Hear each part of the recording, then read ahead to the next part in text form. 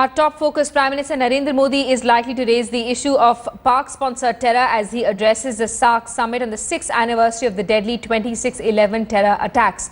Sources say Prime Minister Narendra Modi is likely to seek the cooperation of neighbouring countries to check infiltration and adopt a zero-tolerance approach towards terrorism. India has long been demanding the deportation of JUD Chief Hafiz Saeed from Pakistan so that he can be tried for his involvement in the Mumbai attacks. But Pakistan has refused in spite of US sanctions against Saeed's organisation. Meanwhile, on day 2 of the summit, countries will deliberate on a range of crucial issues such as defence and security, improving transport connectivity among the member states and ensuring greater flow of goods and services to boost trade and commerce.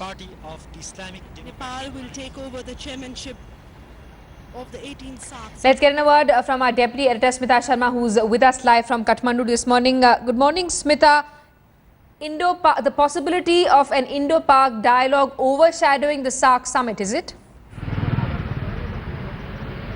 Like always, you know, the SAARC summit, somehow they have always been overshadowed by the relationship between India and Pakistan, really, whether the two prime ministers talk, they do not talk, and this seems to be the case today as well. Remember, the Indian and Pakistani prime ministers are, of course, staying in the same hotel, though in different wings. They will be in that city hall where the international SAARC summit, the 18th SAARC summit, is taking place.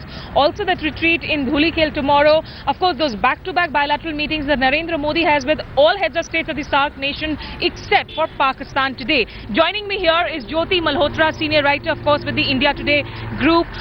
Jyoti, really, you know, in terms of the India-Pakistan relationship overshadowing SAARC, it's not something that surprises. But do you see anything different at all, also on a day when the two prime ministers are in the city hall, which happens to be the 6th anniversary of the 26/11 attacks? Anything different from the previous summits, really?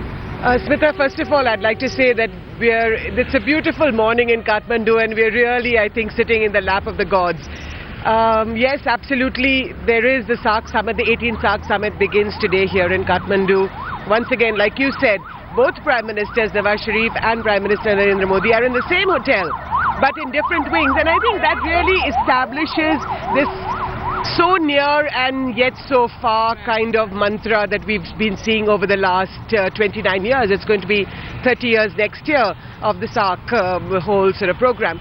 I think, unfortunately, what has happened in this SAARC summit is that there is the bilateral talks between Prime Minister Modi and every other leader will take place today, except that there is no news about the meeting with Nawaz Sharif. That's a deliberate strong message to Islamabad? I think so. I think the Prime Minister Modi wants to send this very strong message that you cannot play with the Hurriyat on the one hand and then talk to the Indian government on the other. But I don't know if that's a very good idea, because in a sense the rest of SAARC is also feeling extremely sort of hamstrung, if you like, by the India-Pakistan constant sort of tension and rivalry between them. So I think the rest of SAARC is getting a bit irritated that we're not allowing this regional grouping to move on. There is a certain angst amongst other nations. But Jyoti, you know, when Narendra Modi addresses, of course, that SAARC summit today, we are expecting the focus to be on terrorism as well. But SAARC is one of the regional groupings that actually had a convention on terrorism way back in 1987, even before the UN perhaps adopted one in 2001. But does it just remain a symbolic protocol, really? Because this entire region, of course, the member states are the worst affected by terrorism.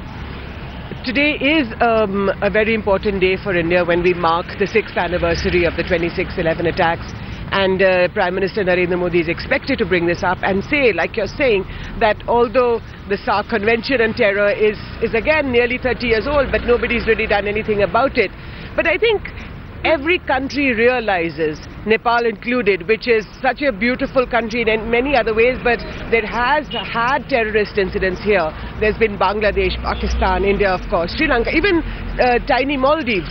So terrorism is a big issue across the region, but I would also like to point out, as the Prime Minister of India as well as the Prime Minister of Nepal did yesterday here in Kathmandu, is that they have initialed several agreements and MOUs. relating to connectivity, transport. So I think the region really needs to come much closer together. While those agreements are being signed at a bilateral level, there is an omnibus agreement that can be agreed upon at the South Asian region. But there again, Pakistan reportedly blocking that omnibus agreement, saying that they need to complete their internal processes. So is this another SAARC exercise in waste really then?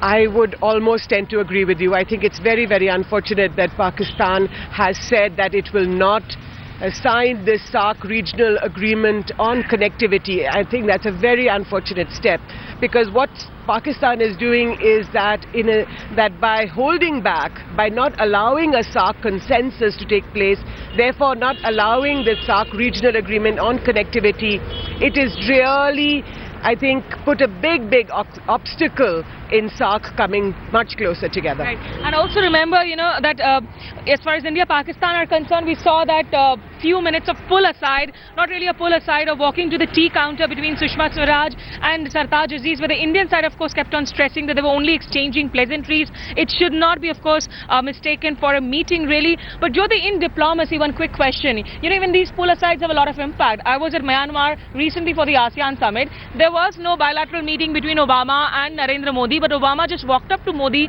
and said, "You're a man of action."